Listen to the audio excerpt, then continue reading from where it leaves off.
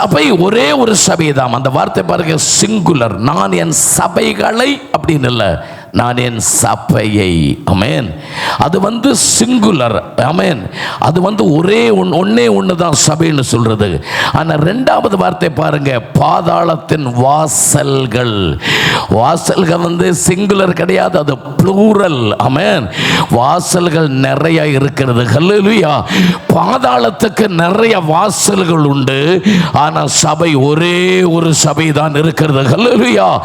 உன்னுடைய வாழ்க்கையை கெடுக்கும்படியாக, உன்னுடைய குடும்பத்தை கெடுக்கும்படியாக, உன்னுடைய எதிர்காலத்தை கெடுக்கும்படியாக நிறைய வாசல்கள் உனக்கு விரோதமாக திறந்து வரும். ஆனா அந்த வாசல்கள் நீ போகாதே, அந்த வாசல்கள் கிட்ட போகாதே.